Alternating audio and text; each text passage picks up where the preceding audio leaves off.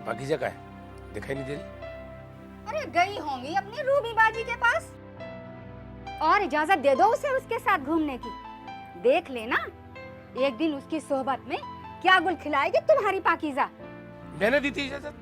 मैंने तो सोचा था संग संग जाएंगी, उठेंगी, बैठेंगी, थोड़ा जी हल्का हो जाएगा। मगर ये थोड़ा ना सोचा था कि उसके कदम ही ना रुकेंगे आंगन में। घर में बैठी लौंडिया की फिक्र करो, इससे पहले कि पाकीज़ा का रंग उस पर चढ़े, झटपट कोई लड़का देख निगाह पड़वा दो।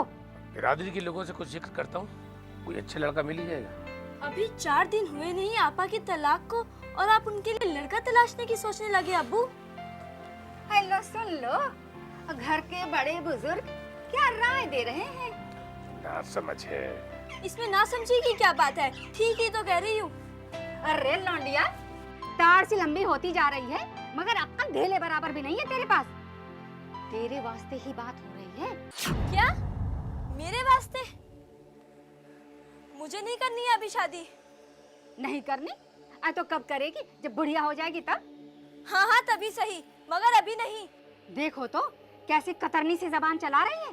कोई शर्म है इस लड़की में? देखूं क्या, तुम्हारी परवरिश, अब किसी कसूरवार ठहराओ। हाँ हाँ, सारा कसूर मेरा है, सारी शय मेरी है। जो उस पाकीज़ा का साया ना होता तो चलती जबान तो देखते, कैंची से काट देती।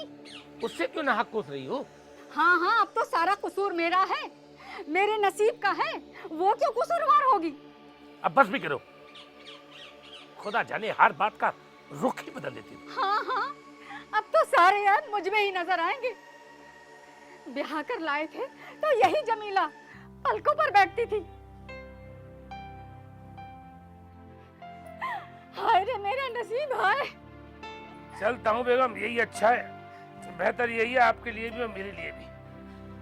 अगर गड़े मुर्दे उखड़ने शुरू हो गए तो उनको दोबारा से दफन करना मुश्किल पड़ जाएगा।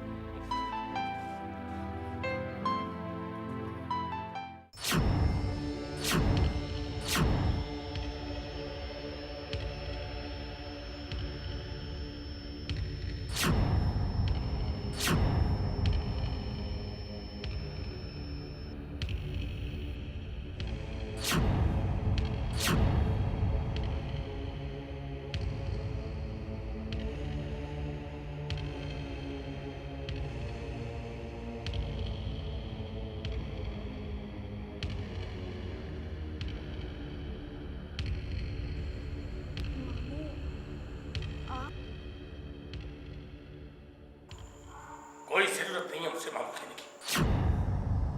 सड़क से उठा करके मैं तुझे अपने घर लेकर के आया था, उसका ये सिला दिया तूने मुझे। हमसे कहती थी कि तू यहाँ मदद करने के लिए आती है और यहाँ तालीम हासिल कर रही है तू। देखिए मेरी बात सुनिए। मोहतरमा, मैं आपकी किसी कोई बात पर दखल नहीं दे रहा और ना ही मैं चाहता कि आप मेरी किसी बात में दखल दें। आप तो चाहती है ना कि ये लड़कियां भी मर्दों की तरह से धन धनाती हुई सड़कों पर घूमे और अपनी जिंदगी बर्बाद करें। पता है आपको, इसी तालीम की वजह से इसको इसके ससुराल वालों ने निकाला है, इसके शौहर ने इसको तलाक दे दिया है। बस अब्बू बस। आज तक मैं इज्जत और एहतराम की वजह से चुप था, लेकिन माफ कीजिएगा, मेरा घर भी बर्बाद हुआ है और इसके जिम्मेदार हैं आप, सिर्फ आप। आपको खबर है मेरा तलाक क्यों हुआ? मेरा तलाक सिर्फ इस वजह से हुआ क्योंकि दिन भर ऑफिस में सर खपाने के बाद जब मैं रात को घर आता था तो मेरी बीवी दरवाजे पर मुझसे लड़ने झगड़ने को तैयार बैठी रहती थी। घर के सारे काम मेरा इंतजार सिर्फ इसलिए कर रहे होते थे क्योंकि मेरी बीवी बाजार राशन लाने, बिजली का बिल जमा करने बाहर नहीं जा सकती थी। अब पढ़ी लिखी हो तो करे कोई काम। लेकिन हमने भी ऐसे ही जिंदगी गुजारी है बरखुरदार। आपके हालात और थे, अब हालात और हैं। औरतों का तालीम याफ्ता होना वक्त की नजाकत है अब्बू। मास्टर साहब, आज हम उस मोहल्ले के एक ऐसे घर में गए जो घर कभी खाता पीता था, मगर वालिद के इंतकाल के बाद उनके घर में खाने पीने के लाले पड़ गए। जानते हैं किस लिए? सिर्फ इसलिए क्योंकि उनकी बीवी पढ़ी लिखी नहीं थी। मामू, आपके बहुत एहसान है मुझ पर मैं आपको याद दिला दूं कि मुझे सिर्फ पढ़ने लिखने के शौक की वजह से घर से बाहर नहीं निकाला था। मेरे 3 बार मुर्दा बच्चे पैदा हुए, और वो इस वजह से कि मैं कम उम्र की थी। अब उसकी जिम्मेदारी मुझ पर जाती है या उस जलालत पर जो कम उम्र में लड़कियों की शादी करवा देते हैं? अब्बा, सिर्फ माशरे की गलत सोच, गलत रस्म रिवाज की वजह से हम अपने कौम की लड़कियों की जिंदगी नहीं बर्बाद कर सकते। जो जी में आए वो करो, लेकिन आज के बाद मेरे घर में तुम्हारे लिए कोई जगह नहीं।